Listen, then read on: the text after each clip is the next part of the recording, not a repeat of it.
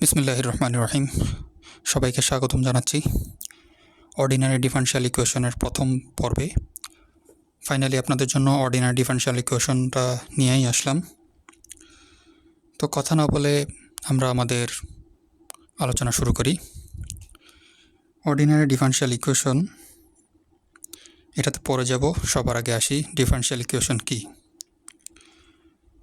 An equation involving derivatives of one or more dependent variable with respect to one or more independent variable is called differential equation। আমি এখানে সংক্ষেপে রেখেছি।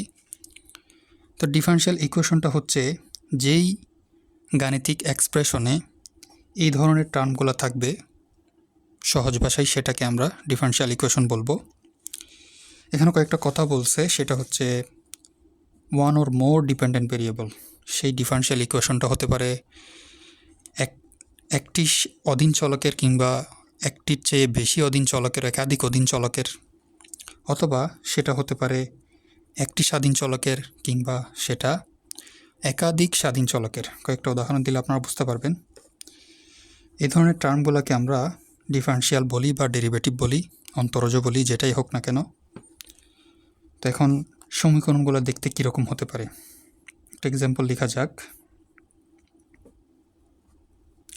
dx plus 2xy equals to 4x square, এটা একটা example হতে পারে। এখানে অন্তরজ রয়েছে, তাই এখন আপনারা সহজেই বুঝতে পারবেন যে এখানে স্বাধীন চলক কোনটি, অধীন চলক কোনটি। নিচে যেই চলকটির সাপেক্ষে অন্তরীকরণ করা হয় বা নিচে যে চলকটি থাকে সেটাকে বলি আমরা স্বাধীন চলক। উপরে যে চলকটি থাকে সেটাকে আমরা অধীন চলক বলি। এটা হচ্ছে এক চলকের একটি স্বাধীন চলক এবং একটি অধীন চলকের ডিফারেনশিয়াল ইকুয়েশন। আরেকটা হচ্ছে একটা এক্সাম্পল।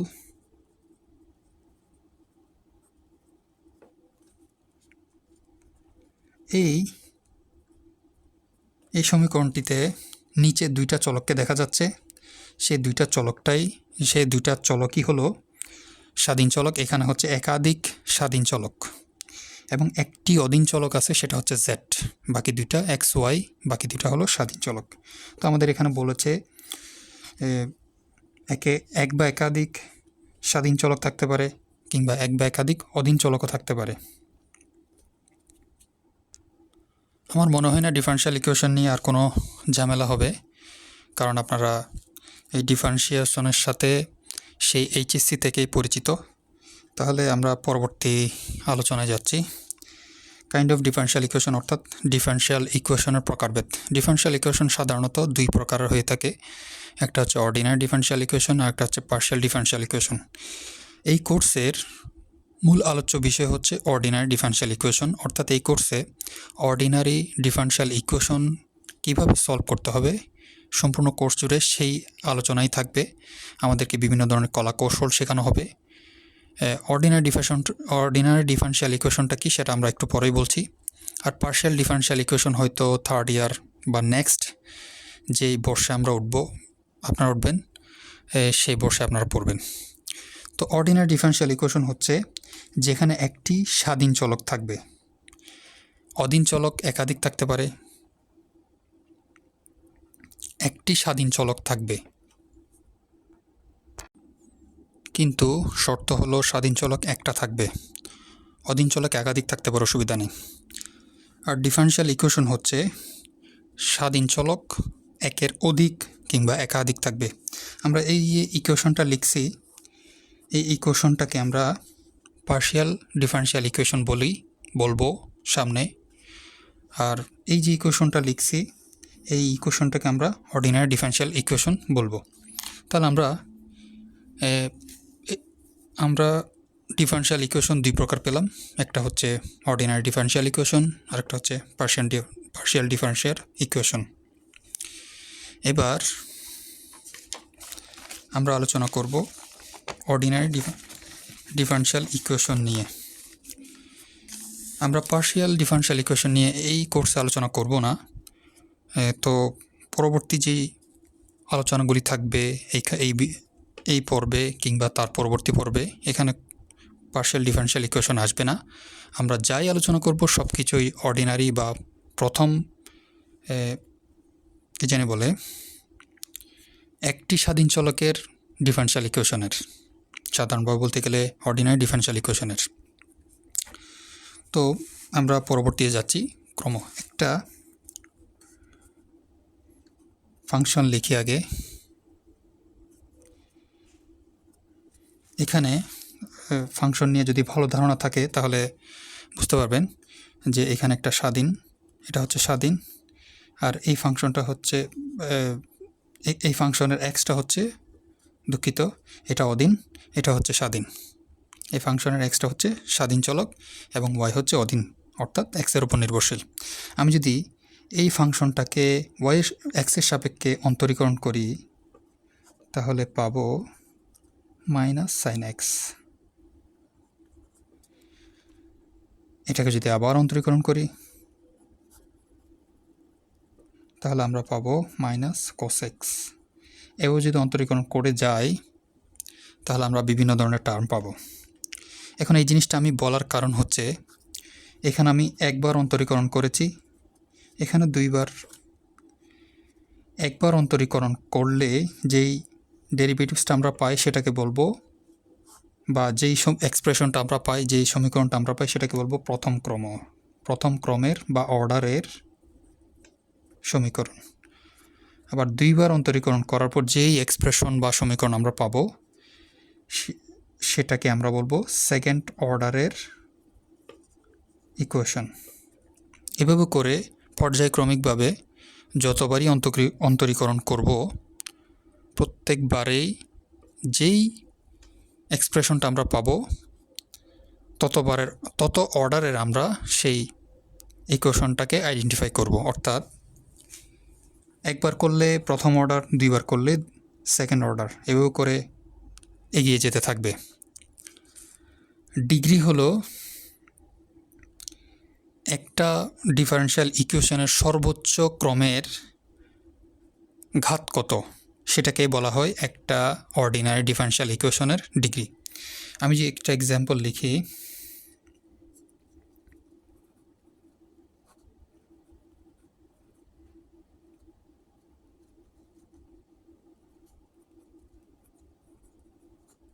জাস্ট এক্সাম্পল লিখলাম। এখানে সর্বোচ্চ ক্রম এই টার্মে, এটা হচ্ছে সেকেন্ড অর্ডারের ইকুয়েশন। এখন আমাকে যদি বলা হয় এর ডিগ্রি কত, এটা বের করার জন্য আমি জাস্ট সর্বোচ্চ অর্ডার ঘাতটা দেখব। এখানে সর্বোচ্চ অর্ডারের ঘাত হচ্ছে 1। এই ঘাতই হবে এই সমীকরণের ডিগ্রি, অর্থাৎ এই সমীকরণের ডিগ্রি হলো 1। এভাবে করে আমরা অর্ডিনারি ডিফারেনশিয়াল ইকুয়েশনের অর্ডার এবং ডিগ্রি নির্ণয় করব। বিভিন্ন পরীক্ষায় আমাদের এই ধরনের কোয়েশ্চেন আসতে পারে, তাই আমাদের এটা জেনে রাখা ভালো। এরপর আমরা একটা এক্সাম্পল দেখি। আমাদেরকে বলা হয়েছে এই ইকুয়েশনটার ডিগ্রি আর অর্ডার বের করতে। Find the degree and order of this equation. তো আমরা এটা কেউ বের করব। সমাধান করা যাক। সর্বপ্রথম আমি উভয় পক্ষে স্কোয়ার করব।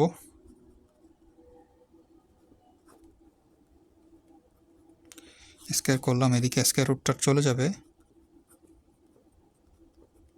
এদিকে স্কোয়ার হবে। এখন জিনিসটা খুব সিম্পল হয়ে গেল। এখানে সর্বোচ্চ অর্ডার হচ্ছে 2 এবং সর্বোচ্চ অর্ডারের ঘাত হচ্ছে 1, অর্থাৎ এটা সেকেন্ড অর্ডার ফার্স্ট ডিগ্রি এর ইকুয়েশন। দ্যাটস ইট।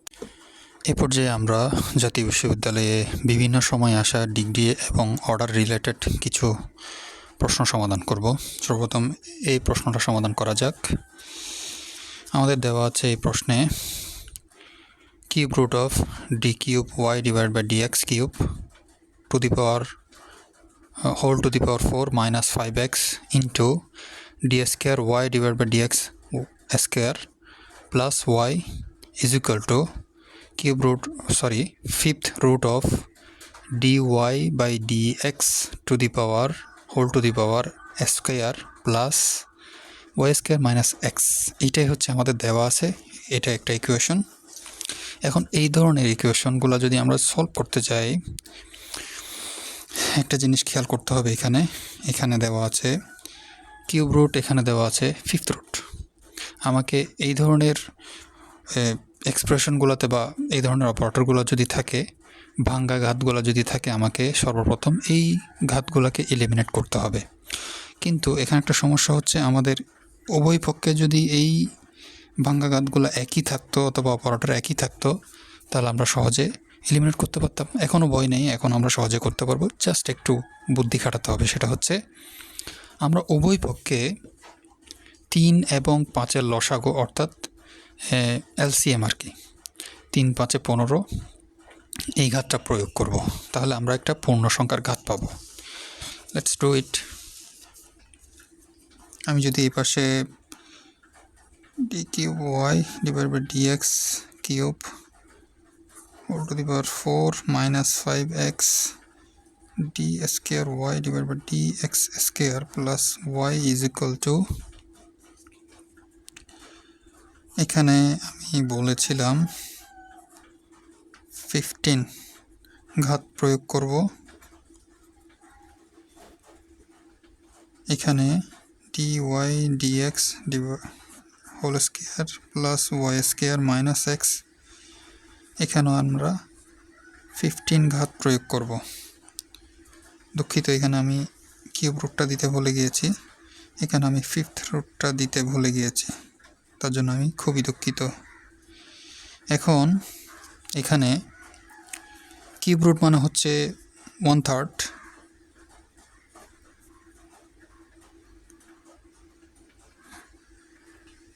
আমি কিউব রুটকে ভেঙে লিখলাম 1/3, এবং এখানে যেহেতু 15 ঘাত প্রয়োগ করেছি, তাই এটার সাথে এটা গুণ হবে। এখানেও ঠিক সেম এক্সপ্রেশনটা আগের মতোই আছে, ঠিক আছে, কোনো সমস্যা নেই। এই ফিফথ রুট যেটা আছে সেটাকে আমি 1/5 লিখলাম, এবং এখানে 15 ঘাত প্রয়োগ করার কারণে আমি সেটাকে গুণ করে দিলাম। এবার এখানে সাধারণ নিয়মে, বীজগণিতের নিয়মে যা করার করে যাব, সিম্পলিফাই করব।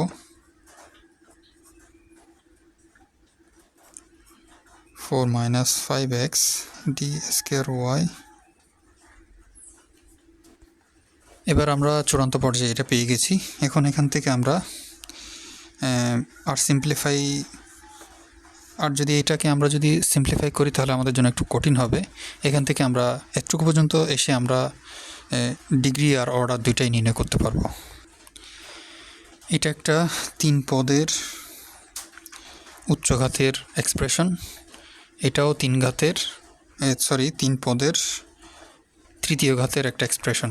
আমি যদি এগুলোকে বিস্তৃত করতে চাই, তাহলে মাল্টিনোমিয়াল যেই উপপাদ্যটা আছে সেটা প্রয়োগ করতে হবে, অথবা আমার জন্য সেটা কঠিন হবে।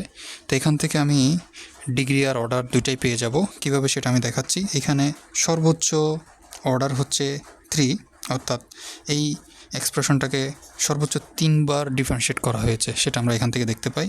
অর্থাৎ এই ইকুয়েশনটার অর্ডার হবে 3। আর আমি যদি ডিগ্রি হিসাব করতে যাই, তাহলে মাল্টিনোমিয়াল উপপাদ্য অনুসারে সর্বপ্রথম আমার এটাকে বিস্তৃতি করলে সবার আগে এরকম একটা পদ আসে। তাহলে এই পদটাকে যদি আমি সিম্পলিফাই করি, মানে প্রথম পদটাকে শুধুমাত্র, আমি বাকি পদগুলোকে নিচ্ছি না, কারণ আমাদের দরকার নেই। অনেক কঠিন একটা লম্বা একটা বড় একটা পদ আসবে, সেজন্য আমি কি করছি, এটাকে সিম্পলিফাই করলে যেটা আসে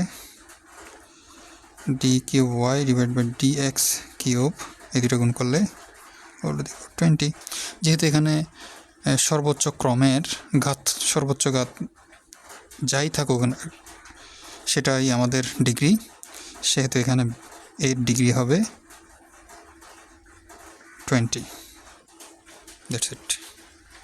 তো আমরা পেলাম the order of this equation is 3 and degree is 20। এটাই হচ্ছে আনসার। এরপর যে আমরা আরেকটি প্রশ্ন সমাধান করব। আমাদের দেওয়া আছে Y double prime plus Y prime whole square equals to X into X Y double prime plus Y whole to the power -3। এটাকে আমরা একটু সরলীকরণ করব। Plus Y prime square equals to X divided by, যেহেতু এটা inverse ঘাত সেটাকে আমরা নিচে পাঠিয়ে দিব।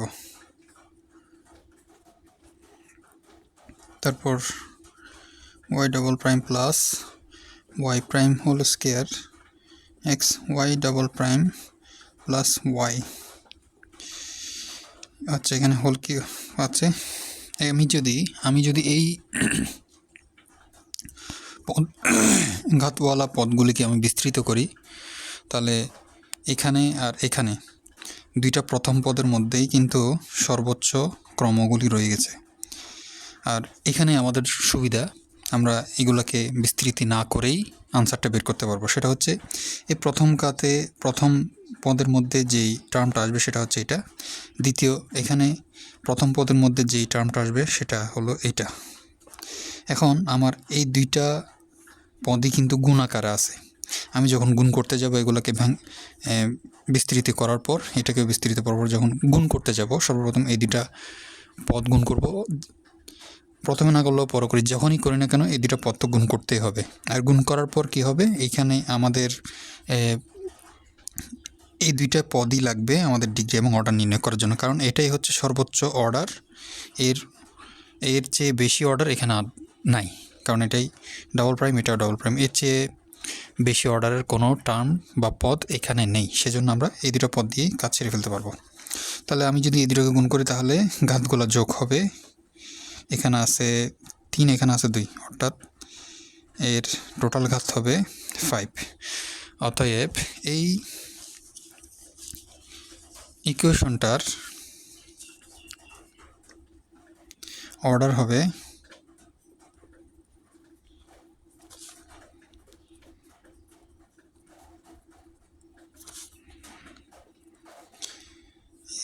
2। ডাবল প্রাইম বলতে 2 বার অন্তরজকে বোঝাচ্ছে, তাই আমরা এখানে 2 লিখতে পারি অর্ডার। আর ডিগ্রি হলো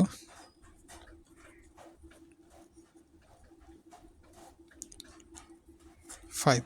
সর্বোচ্চ ঘাত, সর্বোচ্চ ক্রমের যা ঘাত থাকে, সর্বোচ্চ ঘাত।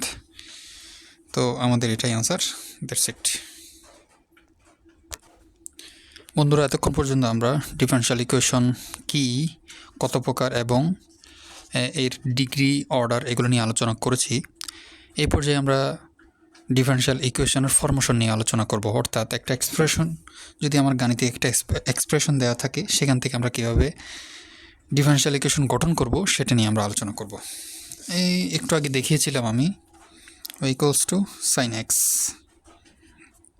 এই এক্সপ্রেশনটাকে যদি আমি ডিফারেনশিয়াল ইকুয়েশনে কনভার্ট করতে চাই, তাহলে আমি কি করব, এটাকে ডিফারেন্সিয়েট করব। জাস্ট হয়ে গেল এটা একটা ডিফারেনশিয়াল ইকুয়েশন কস এক্স। এটা একটা differential equation first order and first degree এর। তো আমরা এই ধরনের বিভিন্ন সময়ে আসা জাতীয় বিশ্ববিদ্যালয়ে প্রশ্নগুলি সমাধান করব।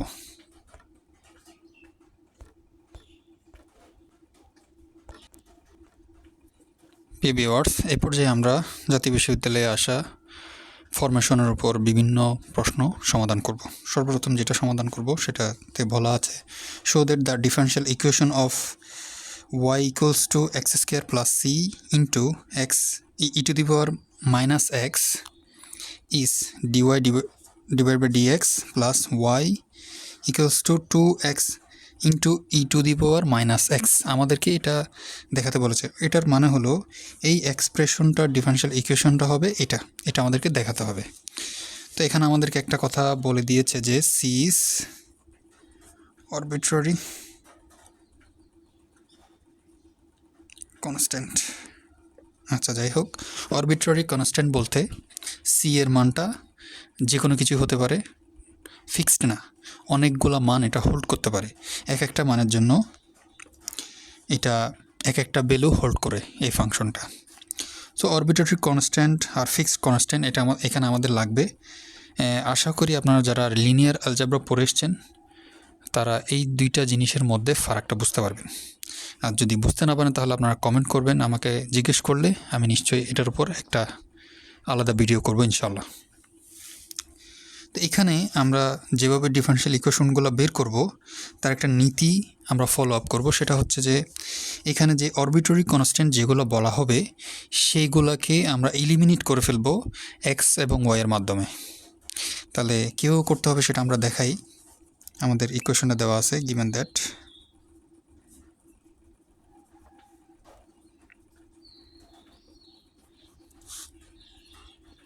এখন হচ্ছে এটাকে আমরা ডিফারেন্সিয়েট করব এক্সের সাপেক্ষে, যেহেতু এখানে এক্স হচ্ছে স্বাধীন চলক। এখানে দুইটা ফাংশন গুণাকারে আছে,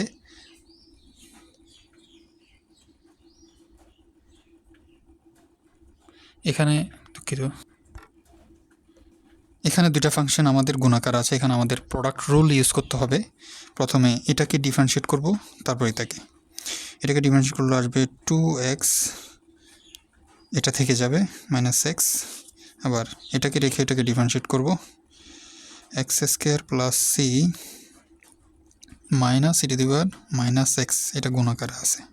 আমি এখানে ব্র্যাকেট দিই ভুল না হওয়ার জন্য। তো এখানে আমরা যেটা পাই 2x e⁻x, এখানে গুণ করলে এটা প্লাস মাইনাস হয়ে যাচ্ছে, x² + c e⁻। এই পর্যায়ে আমরা যেটা করেছি সেটা হলো এখানে আমরা প্রোডাক্ট রুল ইউজ করেছি।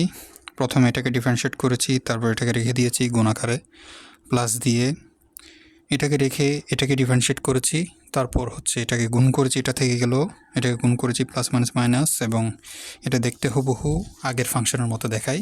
তাই আমি বলেছিলাম শুরুতে যত ধরনের অরবিট্রারি কনস্ট্যান্ট থাকবে সেগুলোকে এলিমিনেট করতে হবে ডিফারেনশিয়াল ইকুয়েশন নির্ণয়ের ক্ষেত্রে। তো আমরা এখানে এই জায়গার এই এক্সপ্রেশনটার পরিবর্তে আমরা ওয়াই লিখলাম যেন সিটা এলিমিনেট হয়ে যায়। তারপর আমাদের প্রমাণ এর সাথে সদৃশ্যতা রাখার জন্য ওয়াইটাকে এই পাশে নিয়ে আসলাম। এখন আমাদের এটা প্রমাণিত বা দেখানো হয়ে গেল। এরপর যে আমরা এই প্রশ্নটি সমাধান করব। প্রশ্নে বলা আছে show that the differential equation of A family of circle touch the x Axis at origin is x² - y² into dy -2xy into dx = 0। অর্থাৎ আমাদেরকে বলা হয়েছে এমন সব বৃত্ত যারা এক্স অক্ষকে অরিজিন অর্থাৎ মূল বিন্দুতে স্পর্শ করে, এমন যত সব বৃত্ত রয়েছে প্রত্যেকের ডিফারেনশিয়াল ইকুয়েশন বের করতে, এবং সেই ডিফারেনশিয়াল ইকুয়েশনটা এরকম হবে আমাদেরকে এটা দেখাতে বলা হয়েছে। তো আমরা জানি বৃত্তের সমীকরণ হচ্ছে x² + y² + 2gx + 2fy + c = 0। এটা হচ্ছে সাধারণ বৃত্তের সমীকরণ। তো যখন কোনো একটা বৃত্ত এক্স অ্যাক্সিসকে অরিজিনে মূল বিন্দুতে স্পর্শ করবে, তখন এটাকে যদি মূল বিন্দুতে স্পর্শ করে, এই বিন্দুতে যদি আমি স্পর্শ করে স্থানাঙ্ক, তখন সেটা এরকম হবে আর কি। যদি আমি ভালো আঁকতে পারিনি, যদি সার্কেলটা যদি সঠিকভাবে আঁকা হয় তাহলে দেখা যাবে তার কেন্দ্রটা, আমি ভুলে গেছি, এক্স অ্যাক্সিসকে স্পর্শ করবে। এটা যদি এক্স হয়, এটা যদি ওয়াই হয়, এটাকে এক্স অ্যাক্সিসকে মূল বিন্দুতে স্পর্শ করলো, তার কেন্দ্রটা পড়বে ওয়াই অক্ষের উপর। আর ওয়াই অক্ষের উপর যদি কেন্দ্র হয়ে থাকে তাহলে জি = 0 হবে, এবং সেই অনুসারে সিও 0 হবে। কারণ যখন ওয়াই অক্ষকে স্পর্শ করে তখন এমন হয়, তাই আমরা এই দুটা পদকে ব্যানিশ করে দিতে পারবো। অতএব আমাদের বৃত্তের সমীকরণটা থাকছে, যারা এক্স অক্ষকে মূল বিন্দুতে স্পর্শ করে তাদের সমীকরণটা থাকছে x square plus y square plus 2FY = 0। এবার এখানে একটা আরবিট্রারি কনস্ট্যান্ট রয়েছে, সেটা হচ্ছে এফ। এটার যে কোনো মানের জন্য যে কোনো বৃত্তের সমীকরণ পাওয়া যাবে। অতএব আমাদের মূল নীতি অনুযায়ী আমরা যেভাবে ডিফারেনশিয়াল ইকুয়েশন নির্ণয় করার কথা বলেছিলাম সর্বপ্রথমে, সেটা অনুযায়ী আরবিট্রারি কনস্ট্যান্টগুলোকে এলিমিনেট করতে হবে। আমি এখানে এফকে এলিমিনেট করব, বাকি সবগুলোকে অন্য পাশে নিয়ে যাব।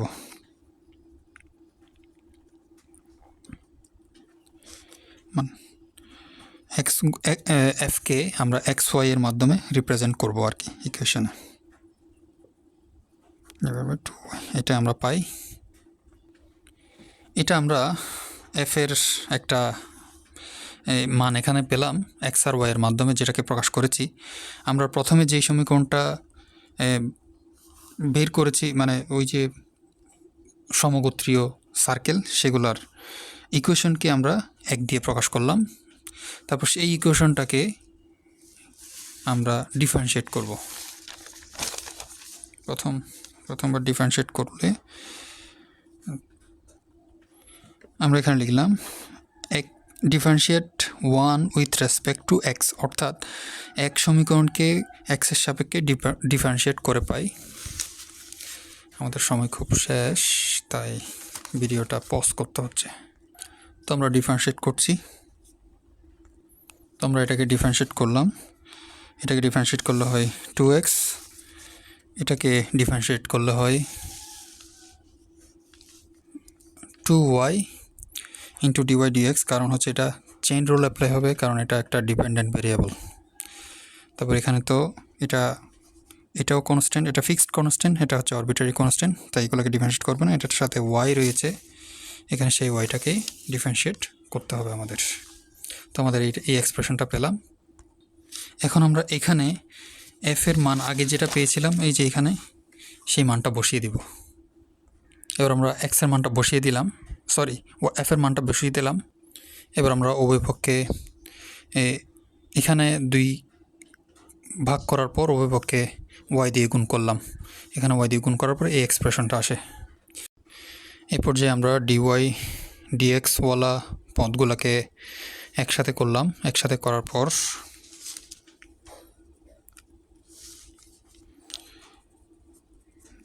এখানে বিয়োগ চলে যায়। এটা সাধারণ সিম্পল একটা বিষয়, আশা করি আপনারা বুঝতে পারবেন।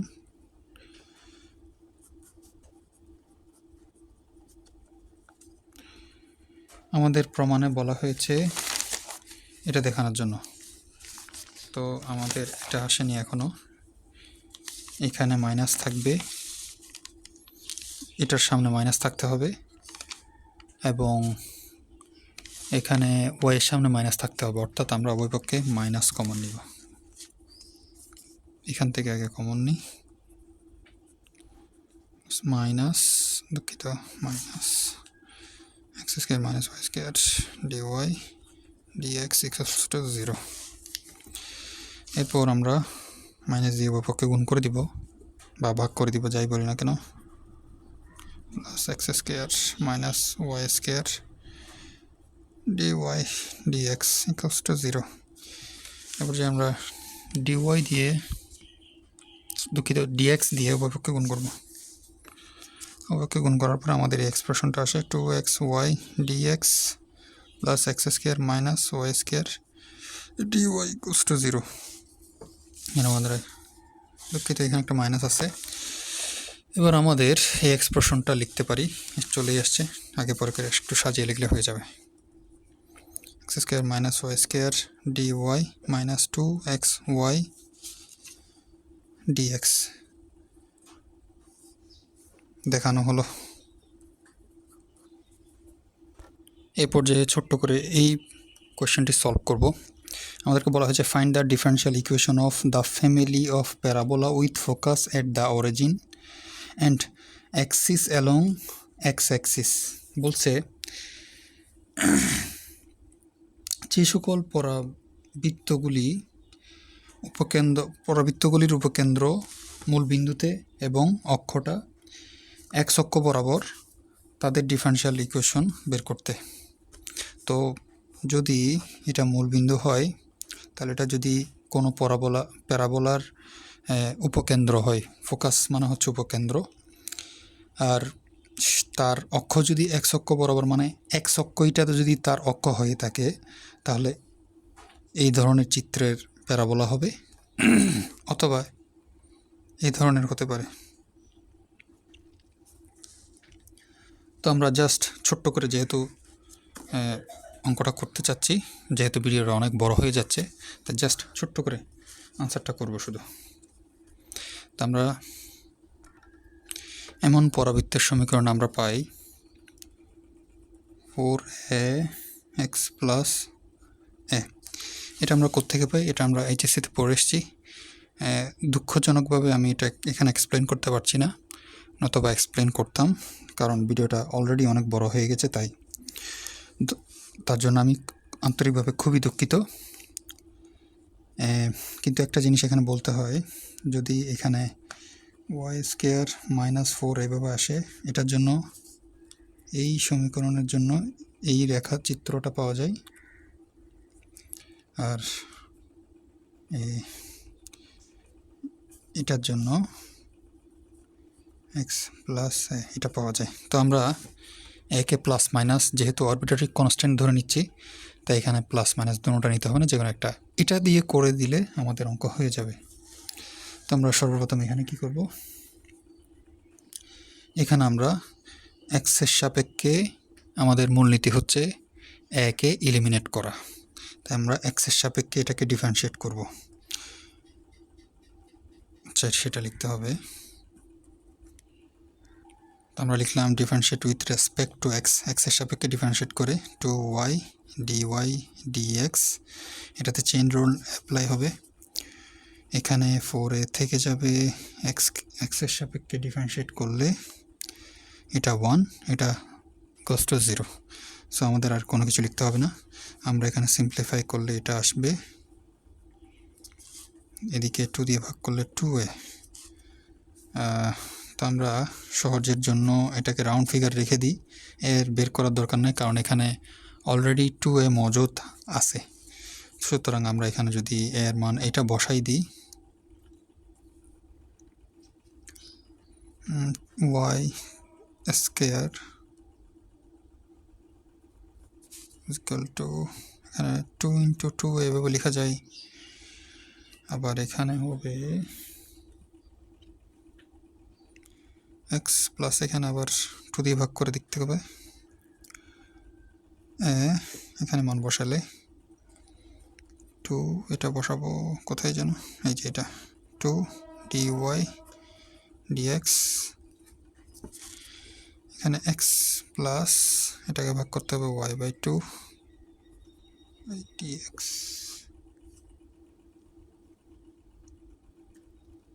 আমরা কোথাও কি ভুল করেছি? না, ভুল করিনি। তো আমাদের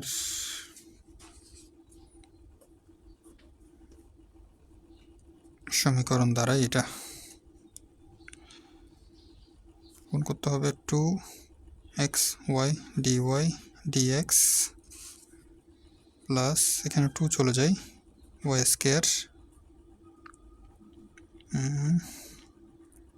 দিয়ে গুণ করে dy dx হোল স্কয়ার। তো আমাদের চূড়ান্ত সমীকরণ এটাই আসে।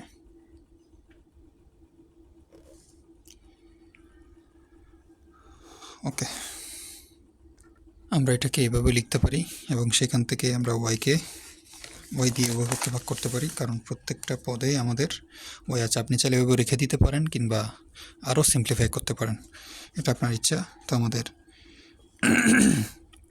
আমি এখানে রাখছি, এখানে শেষ করছি। সবাইকে ধন্যবাদ ভিডিওটি দেখার জন্য। আপনারা ভিডিওটি শেয়ার করবেন আপনাদের বন্ধুবান্ধবের সাথে শেয়ার করবেন, সবাইকে জানিয়ে দেবেন। আপনারা যদি শেয়ার, লাইক, কমেন্ট করেন তাহলে পরবর্তী ভিডিওতে আমি আসতে অনুপ্রাণিত হব। ধন্যবাদ সবাইকে, ভালো থাকবেন, সুস্থ থাকবেন। পরবর্তী ভিডিওর জন্য আমন্ত্রণ রইল।